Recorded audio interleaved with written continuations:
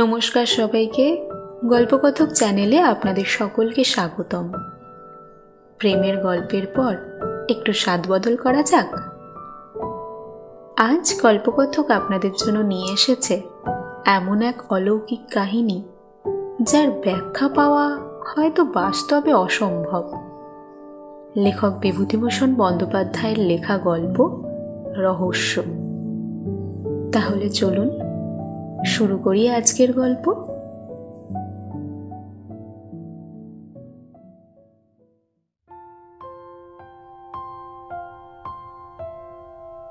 আমার বন্ধুর মুখে শোনা এই গল্প। বন্ধুটি বর্তমানে কলকাতার কোনো কলেজের প্রফেসর, বেশ বুদ্ধিমান, বিশেষ কোনো রকম অনুভূতির ধার ধারেন না। উগ্র বৈষয়িকতা না থাকলেও জীবনকে উপভোগ করার আগ্রহ আছে, সে কৌশলও জানা আছে। সেদিন রাত্রে ঝমঝম করে বৃষ্টি পড়ছিল, নানা রকম গল্প হচ্ছিল গরম চা ও আনুষঙ্গিক খাদ্যের সঙ্গে মজিয়ে। অবশ্যই ভূতের গল্পই হচ্ছিল। আমার বন্ধু একটা গল্প বললেন, আশ্চর্য লাগলো গল্পটা। একজন বিজ্ঞানের অধ্যাপক যখন এই গল্পটা করলেন, তখন এর একটা মূল্য আছে ভেবেই এই গল্পটা বলছি। তার নিজের কথাতেই বলি। সেবার আমি বিএ পরীক্ষা দিচ্ছি। অনার্স পরীক্ষা হয়ে যাবার পর দিন 4-5 ছুটি পাওয়া গেল। কিসের ছুটি তা আমার এতকাল পরে মনে নেই। ভবতারণ ঘোষাল বলে আমার এক বন্ধু ছিল, ওর বাড়ি বেলঘড়িতে। ভবতারণ ক্লাসে খুব পান খেত, ক্লাসের বাইরে ঘন ঘন সিগারেট খেত, অশ্লীল কথাবার্তা বলতো, লম্বা লম্বা কথা বলতো, চালবাজির অন্ত ছিল না। তার আমার সঙ্গে খুব বনতো এই জন্য যে আমি নিজেও একজন দোস্তুর মতো চালবাজ ছেলে ছিলাম তখন। এখন সেসব কথা ভাবলে হাসি পায়। তারপর যা বলছিলাম, অনার্স পরীক্ষা শেষ হবার দিন ভবতারণ আমায় টেনে নিয়ে গেল ওদের বাড়িতে। যাবার সময় ট্রেনে গেল, কিন্তু ট্রেন থেকে নেমে অনেকটা হাঁটতে হলো, কারণ ওদের বাড়িটা প্রায় গঙ্গার ধারের কাছে। কিছুক্ষণ ওর বাড়ি থাকার পর হঠাৎ কি একটা বিষয়ে ঘোর তর্কাতর্কি হলো ওর আর আমার মধ্যে।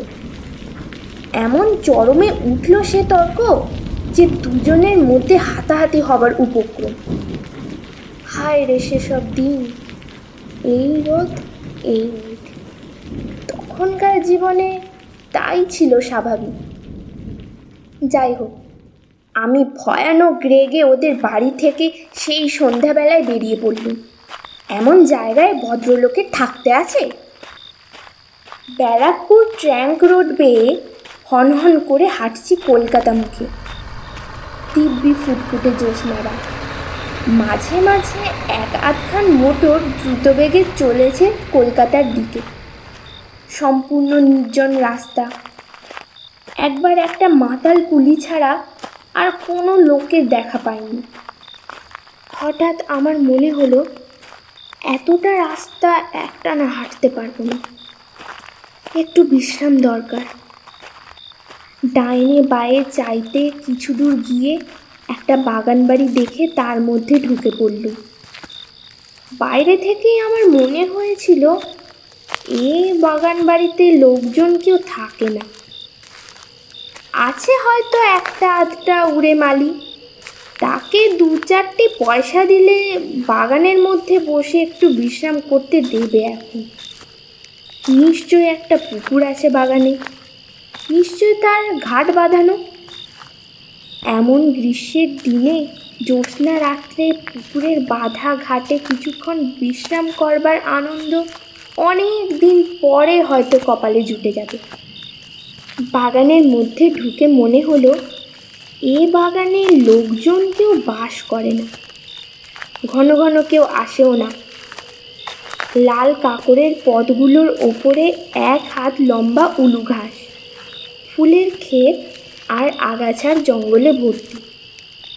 আরও একটু অগ্রসর হয়ে মনে হয়েছিল এ বাগান বাড়ি খুব বড় লোকের।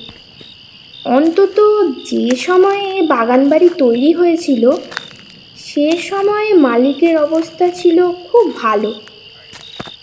শৌখিন পরিচয় আছে এর প্রত্যেকটি গাছপালায়, প্রত্যেকখানি ইটে পাথরে। আগাছা ভরা ফুলের ক্ষেতের মাঝে মাঝে এখানে ওখানে পাথরের অপসরী মূর্তি। দু একটার হাত ভাঙা, নাক ভাঙা, অনেক এমন অপসরী মূর্তি আছে বাগানের এদিকে ওদিকে। কোনোটার পিঠ দেখা যাচ্ছে, কোনোটার মুখ ঝোপের আড়ালে আড়ালে। একটু দূরে গিয়ে বাঁদিকের চওড়া পথ ধরল। পুকুরে গিয়ে পথটা শেষ হয়েছে। তবে যে ধরনের পুকুর আশা করেছিলাম এ তা নয়। অনেক কালের পুরনো পুকুর। বাঁধা ঘাট একসময় ছিল, এখন তার মাঝামাঝি প্রকাণ্ড বড় ফাটল ধরেছে। রানার দুপাশে বট অশ্বত্থের গাছ গজিয়েছে। সে ঘাটে নামাও যায় না সিঁড়ির সাহায্যে। এ রাত্রে তো সাপের ভয়ে সেদিকে যেতেই আমার সাহস হলো না। ঘাটের থেকে কিছু দূরে একখানা বেঞ্চি পাতা। ক্লান্ত শরীরে বেঞ্চির ওপরে শুতেই কখন যে ঘুমিয়ে পড়েছি নিজেই জানি না। আমার তন্দ্রা যখন ছুটে গেল তখন অনেক রাত। সামনের দিকে চাইতেই একটা অদ্ভুত সন্দেহ হলো আমার মনে। আমার বেঞ্চিখানা থেকে কিছু দূরে যে অপসরী মূর্তি আমার দিকে পাশ ফিরে দাঁড়িয়ে আছে, ঘুম ভেঙে আমার সেটার দিকে চোখ পড়ল। সঙ্গে সঙ্গে মনে হলো এতক্ষণ যে মূর্তিটা অন্য কি কাজ করছিল বা অন্যদিকে অন্যভাবে দাঁড়িয়েছিল, আমাকে জাগতে দেখে সেটা চট করে যেন নিজেকে সামলে নিয়ে আবার পূর্ববৎ ভঙ্গিতে আড়ষ্ট হয়ে দাঁড়িয়ে রইল। আমি অবাক হয়ে সোজা হয়ে বসলাম, চোখ মুছলাম ভালো করে। ঘুমের ঘোর, কিন্তু তা বলে তো মনে হলো না। আমি ঘুম ভেঙে স্পষ্টই দেখেছি ও পুতুলটা কি একটা করতে যাচ্ছিল। আমার সাড়া পেয়ে সামলে নিয়েছে। সমস্ত শরীর যেন অবশ, ভারী। ঘুমের ঘোর ভালো কাটেনি। রাস্তা হাঁটবার ইচ্ছে নেই মোটে। আবার সেই বেঞ্চিতে শুয়ে পড়লাম। শোয়া মাত্র আবার কখন ঘুমিয়ে পড়েছি। ঘুম আসবার পূর্ব পর্যন্ত কিন্তু একটা কৌতূহল আমার মনে বারবার উকি দিয়েছে। পুতুলটা কি করতে যাচ্ছিল? আমার ঘুম ভেঙে উঠতে দেখে কি করতে করতেও সামনে গেল। অনেক রাতের ঠান্ডা ফিরফিরে হাওয়ায় আমি গাঢ় ঘুমে অচেতন হয়ে পড়েছিলাম। আবার যখন ঘুম ভাঙল তখন চাঁদ ঢলে পড়েছে পশ্চিম আকাশের গাছপালার পেছনে। ফুটফুট করছে জ্যোৎস্না। তবে পশ্চিম দিক থেকে লম্বা লম্বা গাছের ছায়া পড়েছে ফুলের ক্ষেতে, আগাছার জঙ্গলে। ঘুম ভেঙে উঠে আমার মনে হলো আমি প্রথম যখন এ বাগানে ঢুকি তখন বাগানে যা ছিল এখন তা নেই। কোথায় কি একটা পরিবর্তন হয়ে গিয়েছে বাগানে।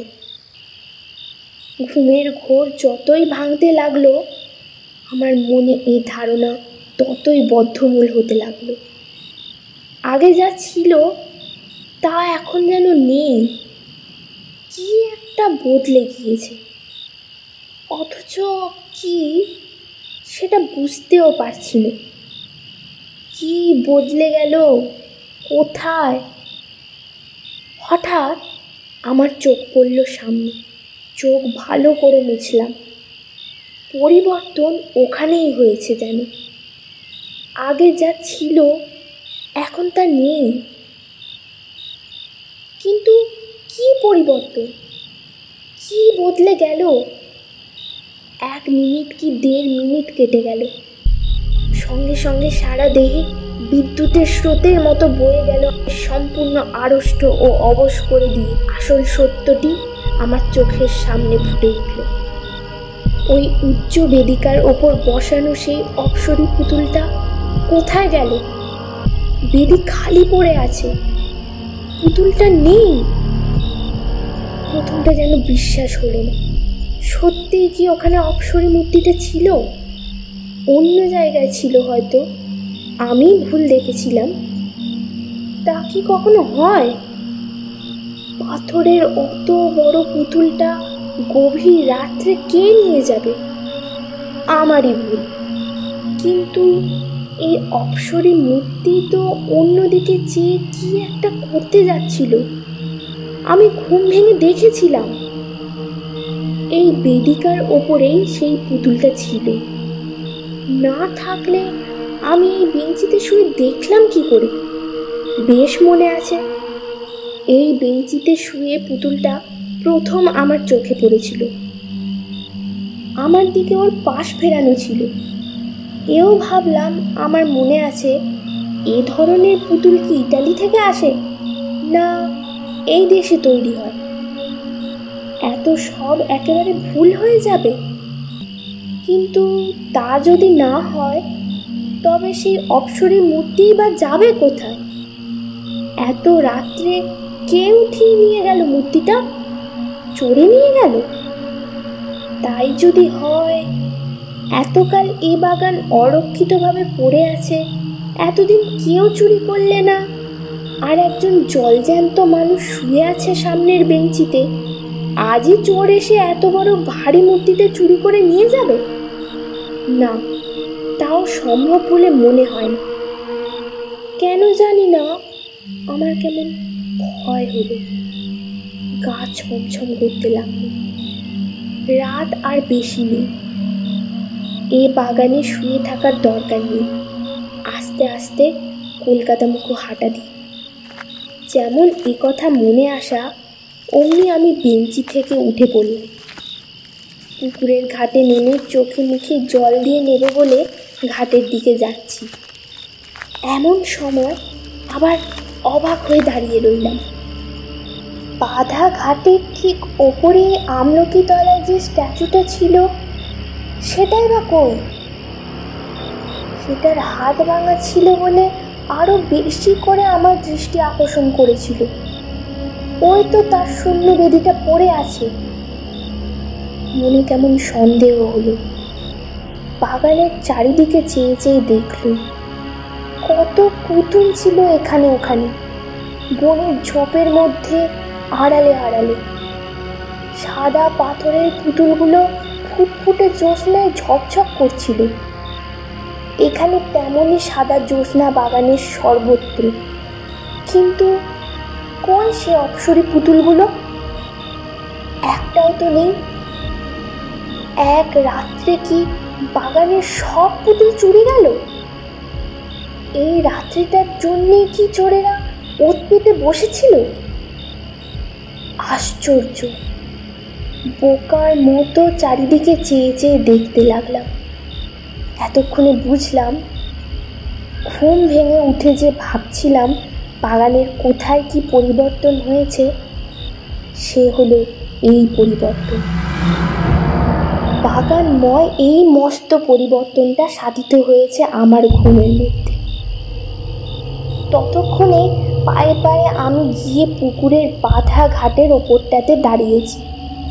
হঠাৎ পুকুরের জলের দিকে চাইতে আমার কেমন যেন হয়ে গেল। সারা শরীর দোল দিয়ে উঠল ভয়ে, বিস্ময়ে। বাগানের সব অপ্সরী পুতুলগুলো জলে নেমে সাঁতার দিচ্ছে, দিব্যি সাঁতার দিচ্ছে, এপার ওপার যাচ্ছে। কিন্তু একটা জিনিস আমি স্পষ্ট দেখতে পেলাম, সেগুলো জীবন্ত হয়ে ওঠেনি, আড়ষ্ট ভাবে পুতুল রূপেই সাঁতার দিচ্ছে।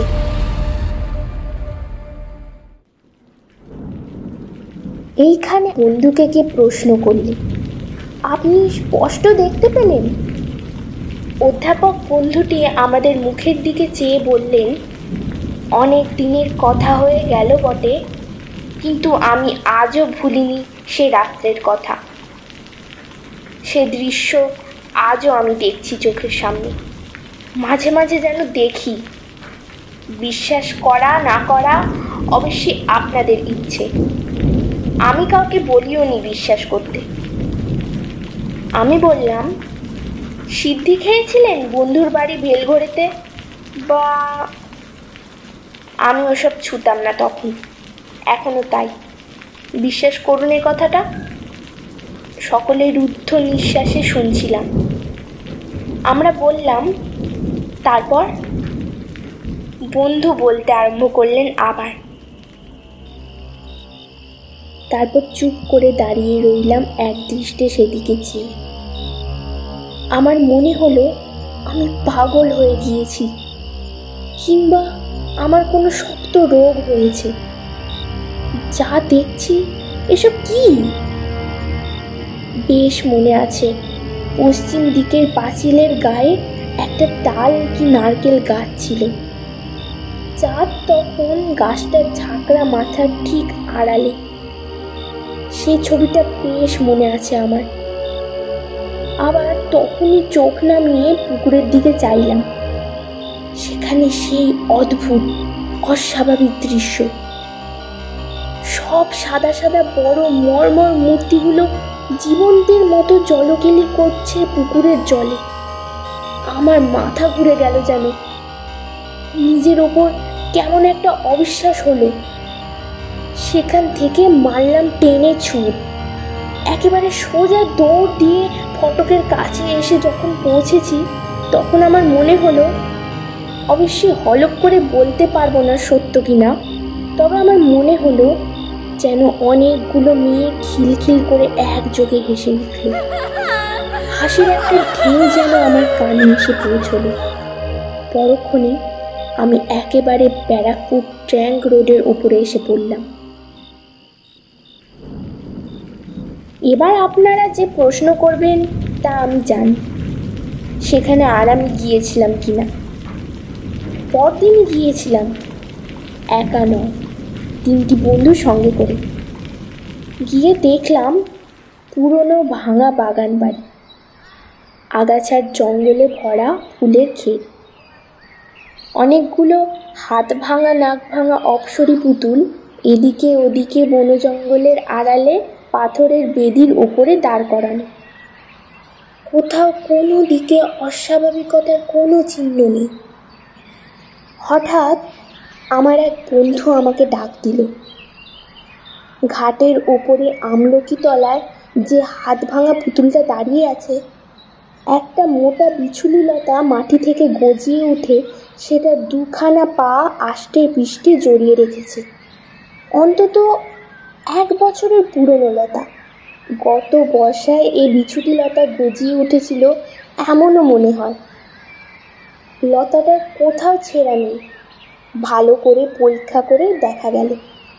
অথচ আমি হলপ করে বলতে পারি এই পুতুলটাও কাল জলে নেমেছিল।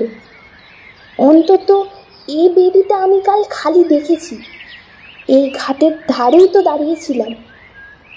বন্ধুরা বললেন, তাহলে বিছুটি লতাটা এমন করে থাকে কি করে? এই জড়ানো তো 1 বছরের জড়ানো, রাতারাতি গাছটা গজায়নি। ওদের যুক্তি অকাট্য। কি উত্তর দেব ওদের? আমার নিজেরই যখন ক্রমশ অবিশ্বাস হচ্ছে নিজের ওপর।